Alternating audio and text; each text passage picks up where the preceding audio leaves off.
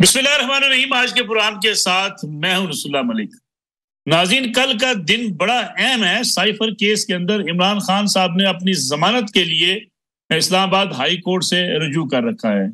کل اس کی سماعت ہوگی اور ساتھ ہی ساتھ ایف آئی اے نے ایک اور درخواست دی ہے جس میں کہا گیا کہ کل کے اس سماعت کو ان کیمرہ رکھا جائے۔ کیا عمران خان صاحب کل ضمانت حاصل کرنے میں کامیاب ہو جائیں گے؟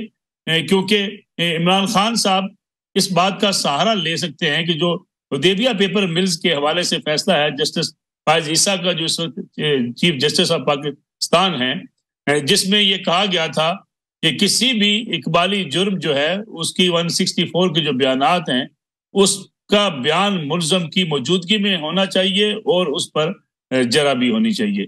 ساتھ ہی ساتھ مسلم لیگ نواز لاہور میں 21 اکتوبر کو اپنی طاقت کا مظاہرہ کرنا چاہتی ہے۔ سارے حربے استعمال کیے جا رہے ہیں۔ یہ بھی کہا جا رہا ہے کہ جو زیادہ لوگ لے کر آئے گا اس کو انعام بھی دیا جائے گا۔ اس کے ساتھ ساتھ پورے ملک کے اندر ایک مومنٹم بنانے کی کوشش کی جا رہی ہے کہ میاں نواز شریف کا استقبال بھرپور طریقے سے کیا جا سکے۔ آج گلگت بلتستان کے اندر مریم نواز نے ویڈیو لنک کے ذریعے خطاب کیا۔ گویا پورے ملک سے لوگوں کو لانے کی کوشش کی جا رہی ہے۔ ساتھ دعویٰ بھی کیا جا رہا ہے کہ مینار پاکستان سے بڑی کوئی جگہ ہمارے پاس تھی نہیں، ورنہ اس کا انتخاب کر لیتے۔ مینار پاکستان بھرنا بڑا مشکل کام ہے۔ مسلم لیگ نواز دعوے دار ہے کہ اس میں کامیاب ہو جائے گی۔ اب دیکھنا یہ ہے کہ میاں نواز شریف اگر واپس آتے ہیں تو کیا واقعی وہ مینار پاکستان پر اتنا بڑا اجتماع کرنے میں کامیاب ہو جائیں گے، جس کے بعد مسلم لیگ نواز کی جو انتخابی مہم ہے وہ کافی زور پکڑ سکتی ہے۔ اس کا بھی جائزہ لیں گے آج کے پروگرام کے اندر۔ میرے ساتھ موجود ہوں گے ملک کے ممتاز قانون دان جسٹس ریٹائرڈ شائق عثمانی صاحب، ان کے ساتھ تشریف رکھتے ہیں سینئر صحافی تجزیہ کار جناب نجم ولی خان صاحب، اور ہمیں جوائن کیا ہے رضوان الرحمان رضی صاحب نے، سینئر صحافی اینکر پرسن ہیں۔ جسٹس شائق عثمانی صاحب، پروگرام کا آغاز آپ سے کر لیتے ہیں۔ عمران خان صاحب کو ضمانت ملنے کے کتنے امکانات ہیں؟ عمران خان صاحب نے سائفر کیس کے لیے اپنی ضمانت کے لیے رجوع کیا ہوا اسلام آباد ہائی کورٹ میں۔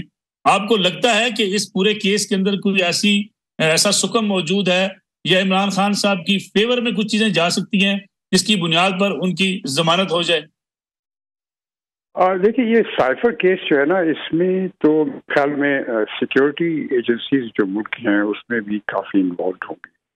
تو یہ ان کے کیا ویوز ہیں اس کے متعلق یہ تو مجھے علم نہیں ہے، لیکن اگر سیکیورٹی ایجنسیز کے دماغ میں کوئی شبہ ہے یا کوئی ان کے کنسرن ہے تو اس صورت میں تو میرے خیال میں مشکل ہوگا ان کو ضمانت ملنا۔ لیکن اگر تو سیکیورٹی ایجنسیز اس کو ایک نارمل طریقے سے دیکھتی ہیں کہ ایک غلط بیانی ہو گئی اور کوئی غلطی ہو گئی تو پھر میرے خیال میں ان کو ضمانت تو مل جانی چاہیے بیل بیفور اریسٹ، کیونکہ یہ اگر کوئی غلطی کرتا ہے اس قسم کی جو کہ اس کو نہیں کرنی چاہیے تو اس کو آپ غداری نہیں تصور کر سکتے، اس کو غلطی بھی تصور کر سکتے ہیں، اور غلطی اگر تصور کر سکتے ہیں تو پھر بیل کے تو امکانات بہت روشن۔ یعنی آپ کو لگتا ہے کہ جو پورا سائفر کیس ہے جس کو بنیاد بنا کر عمران خان صاحب کے خلاف ایف آئی اے نے پوری تحقیقات کی ہیں، اس کو غداری کے ساتھ نہیں جوڑا جا سکتا؟ اسے یہ کہا جا سکتا ہے کہ اس کیس کو صحیح ٹریٹ نہیں کیا گیا، سائفر کے معاملے کو سیاسی مقاصد کے استعمال کے لیے کیا گیا۔ لیکن اگر سیکورٹی ایجنسیز کی بات کی جائے اور ساتھ ہی ساتھ ایف آئی اے سے بات کی جائے تو وہ یہ سمجھتے ہیں کہ یہ قومی راز ہے جس کو پبلک کرنے کی اجازت کسی کو بھی نہیں ہوتی۔ تو اس لحاظ سے آپ ڈفریشیٹ کرتے ہیں غداری کو اور اس بات کو، کوتاہی کو، یا کسی ملزم کی طرف سے اس واقعے کو جو ہے اس قدم کو اٹھانا؟ دیکھیے، کوتاہی یقیناً ہو سکتی ہے، کئی دفعہ ایسا ہوتا ہے کہ لیکن سیکیورٹی جو ہوتی ہے نا ملک کی، وہ ایک اور چیز ہوتی ہے، اور اگر کوئی کوتاہی ہو جائے فارن ریلیشنز کے معاملے میں یا کوئی ایسی بات کہہ جائے جو کہ اس کو نہیں کہنا چاہیے تو اس میں اور غداری میں بڑا فرق ہوتا ہے، اور اس کو غداری تصور کرنا صحیح نہیں ہوگا۔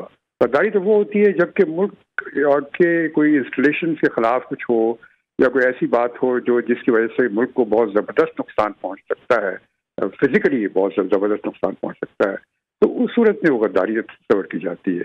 تو اگر یہ غداری کے زمرے میں نہیں آتا، اب یہ مجھے ایگزیکٹلی پتہ نہیں کہ جی آئی ٹی کی کیا رائے ہے اور کیا ان کی فائنڈنگز ہے، لیکن اگر غداری کے زمرے میں نہیں آتا اور ملک کا کوئی خاص نقصان فزیکل نہیں نظر آ رہا تو اس صورت میں تو میرے خیال میں اس کو ایک کوتاہی سمجھیں گے کہ کسی نے غلطی کی ہے، بیوقوفی کی ہے، غلطی نہیں بلکہ میں ہی کہوں گا بیوقوفی کی ہے، اگر بیوقوفی کی ہے تو بیوقوفی کی سزا یہ تو نہیں ہوتی کہ آپ کو جیل میں بھیج.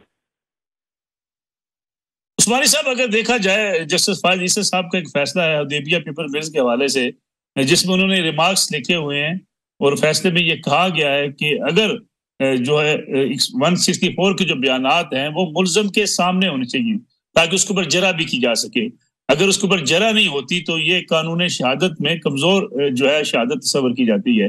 اس کا فائدہ بھی عمران خان صاحب کو ہو سکتا ہے. دوسرا یہ بتائیے گا کہ قانون کی نظر میں ہمارے ہاں تو ملزم لاڈلا ہوتا ہے کیونکہ اس کے اوپر الزام ہوتا ہے, اس لیے قانون کی نظر میں لاڈلا تصور کیا جاتا ہے. دیکھیے یہ لاڈلا کا تصور جو ہے یہ تو سیاسی تصور ہے. قانون کی نظر میں کوئی لاڈلا نہیں ہوتا. قانون میں جب جج ایگزامن کرتا ہے, جب ایویڈنس دیتا ہے تو اس صورت میں تو وہ ایویڈنس پہ جاتا ہے کہ ایویڈنس میں کیا چیز آئی ہے, کیا وہ قانون کے کسی خاص قانون کی شق کے خلاف ہے یا نہیں خلاف ہے. لاڈلے کا تصور یہاں نہیں ہے. تصور یہاں پہ صرف یہ ہے کہ کیا یہ جو سائفر والا کیس ہے اس میں کوئی ایسی بات کر دی ہے جو کہ ان کو نہیں کرنی چاہیے تھے اور جس سے ملک کو بے انتہا نقصان پہنچا ہے, اور پھر تو اس صورت میں یقیناً یہ غلط بیانی ہے, غلط چیز ہے. لیکن اگر تو یہ غلط بیانی ہے, بیوقوفی ہے اور ناسمجھی ہے تو اس صورت میں پھر جس سے میں نے آپ سے کہا کہ چانسز ہیں کہ ان کو بیل مل جائے گی. اگر اسحاق ڈار صاحب کے اس 164 کے بیانات کو اور اعظم خان جو پرنسپل سیکرٹری تھے عمران خان صاحب کے, دونوں کو ملا کر دیکھا جائے تو کیا فرق لگتا ہے ان میں عثمانی صاحب؟ دیکھیے اب وہ اعظم خان جو تھے وہ چونکہ خود ان کے پرنسپل سیکرٹری تھے تو ان کو تو یقیناً فرسٹ ہینڈ انفارمیشن ہر ایک چیز کی. اگر وہ کچھ اس قسم کی اسٹیٹمنٹ دیتے ہیں کہ یہ جو عمران خان صاحب نے کیا ہے یہ جان بوجھ کر ڈیلیبریٹلی ملک کو نقصان کرانے کے لیے کیا ہے, اگر کوئی ایسی بات انہوں نے کی ہے تو اس صورت میں یقیناً عمران صاحب کے لیے مشکلات پیدا ہو سکتی ہیں, کیونکہ وہ ان کے پرنسپل سیکرٹری تھے اور وہ ان کو ہمیشہ بہت اچھا سیکرٹری سمجھتے تھے اور ان کو بہت ایماندار آدمی سمجھتے تھے. تو اب یہ دیکھنا ہے کہ کیا ایویڈنس آئی ہے اعظم خان کے ساتھ کی طرف سے, تو اس پہ کافی ڈپینڈ کرے گا. رضوان رضی صاحب جو عثمانی صاحب بات کر رہے ہیں کہ اگر کوئی غداری کا ارتکاب نہیں ہوتا تو عمران خان صاحب اس زمرے میں نہیں آئیں گے, کسی کوتاہی کے مرتکب ہو سکتے ہیں, اور اگر ملک کو کوئی ناقابل تلافی نقصان نہ پہنچے تو یہ غداری نہیں ہوگی. پورے سائفر کے معاملے کو آپ نے رپورٹ بھی کیا, اس میں پروینس بھی کیے. آپ کو لگتا ہے کہ سائفر کیس عمران خان صاحب کے لیے مشکلات پیدا کر سکتا ہے؟ دیکھیے یہ جو مسئلہ ہے اس میں ان کی اپنے حلف سے جو ہے وہ روگردانی کی داستان ہے, اور غلطی یا جسے کہنا چاہیے کوتاہی کی بات نہیں ہے. شاید عثمانی صاحب میرے لیے بہت قابل احترام ہے اور ان کی رائے کے اوپر میں ڈپینڈ کرتے ہوئے آگے چل رہا ہوں. یہ اصرار ہے کہ ہم سے کوئی غلطی نہیں ہوئی بلکہ ہم نے جو ہے قومی اور بہترین مفاد کے اندر ایسا کیا ہے. یہ قدرت سے یہ اصرار ہے, جبکہ لا انفورسنگ ایجنسی سے یہ اصرار ہے کہ آپ ایسا نہیں کر سکتے تھے. جو نارمز ہیں, جو رولز ہیں, جو ریگولیشن ہے وہ اس بات کی اجازت نہیں دیتے, اور جو آپ نے کیا ہے یہ خلاف ہے. اور اس وقت بھی آپ دیکھیے اگر تو پی ٹی آئی کا کوئی بھی شخص جو ہے وہ سائفر کے افواہ کو اور سائفر کے اجرا کو جو ہے وہ اپنی ایک بہت بڑا کارنامہ بتاتا ہے, اور وہ بتاتا ہے کہ کس طرح خارجہ کے اہم اور حساس معاملات جو تھے وہ چوک میں کھڑے ہو کے عمران خان نیازی صاحب نے حل کیے اور عوام کی شمولیت کے ساتھ حل کیے. اگر ہم اس کو یوں قبول کر لیں تو پھر پوری دنیا کی جو انٹرنیشنل کمیونٹی ہے وہ ہمیں اس طرح قبول کرنے کے لیے تیار نہیں ہے.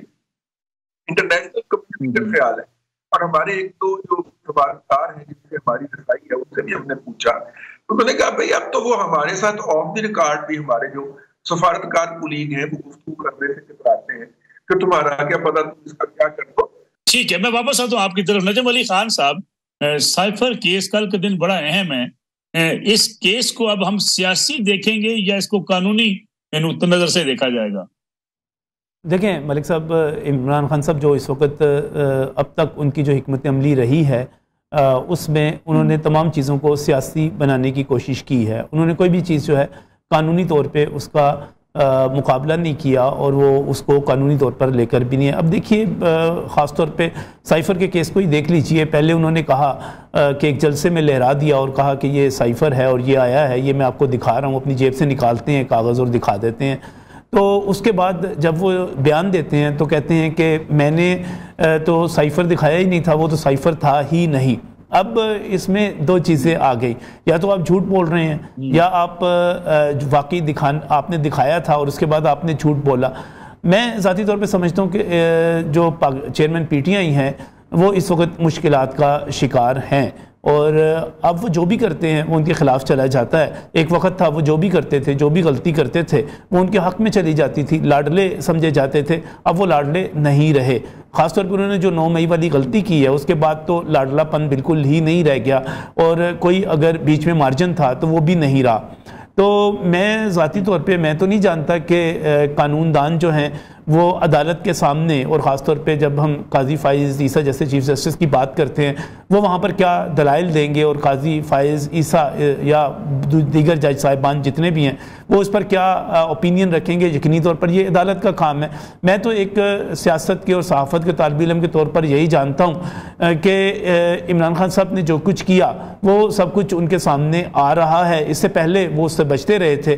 اس سے پہلے وہ بڑے بڑے حساس معاملات پہ فوج کے حوالے سے, ISI کے حوالے سے, جب وہ پیارے تھے, جب وہ لاڈلے تھے تو سب کچھ کہتے تھے, کوئی پکڑ نہیں ہوتی تھی. اب وہ کچھ بھی کہتے ہیں تو یہ عثمانی صاحب بات کر رہے ہیں کہ اب سیکورٹی ادارے ہمارے, ان کی پالیسی میٹر کرے گی عمران خان صاحب کے سائفر کیس کے حوالے سے. سر اگر تو ہم قانون کے لیٹر اینڈ اسپرٹ کے مطابق جائیں گے, جو قانون لکھا ہوا ہے, تو عمران خان صاحب نے یہ حلف لیا ہوا تھا بطور وزیر اعظم کہ وہ کوئی بھی ایسی چیز ظاہر نہیں کریں گے جو بطور وزیر اعظم ان کے علم میں لائی جائے گی یا آئے گی. انہوں نے اس حلف کی خلاف ورزی کی, اور جب آپ اس حلف کی خلاف ورزی کرتے ہیں تو اس پر جو دفعات لگیں گی اور جو قوانین اس پر لاگو ہوں گے وہ تو ہونے ہیں, اور اس سے مجھے وہ بچ کر نکلتے ہوئے نظر نہیں آ رہے اس وقت. اور خاص طور پہ جب یہ سمجھا جا رہا ہے کہ بیک اینڈ پہ بھی بہت ساری کوششیں کی جا رہی ہیں, وہ پیغامات بھی بھیج رہے ہیں. ابھی جو تھوڑے دن پہلے بات کی جا رہی تھی کہ محمد علی دنائی صاحب ایکٹیو ہوئے, پھر یہ کہا جا رہا تھا کہ اعجاز الحق صاحب نے کچھ کوششیں کی ہیں کہ وہ معاملات کو طے کریں, لیکن جو ہمارے پاس اطلاعات موجود ہیں وہ تو یہ ہیں کہ یہ ساری کی ساری انویل ہیں, یہ سب ضائع ہوئی ہیں, کوئی کامیابی نہیں ہوئی. محمد علی دنائی صاحب نے بھی صرف میڈیا ہائپ لی, پریزیڈنٹ الوی سے ملاقاتیں کی, باقی ملاقاتیں کی, صلح کا پیغام پہنچانے کی کوشش کی. تو یہ ساری چیزیں جو ہیں بظاہر یہی لگ رہا ہے کہ ان کے لیے جو ہے ابھی تک کوئی نکلنے کا راستہ نہیں ہے, اور مجھے نہیں لگتا کہ آنے والے دنوں میں بھی ان کے لیے کوئی آسانی سامنے آ رہی ہے, کیونکہ بظاہر جو ہے حالات اسی طرح ہی چل رہے ہیں.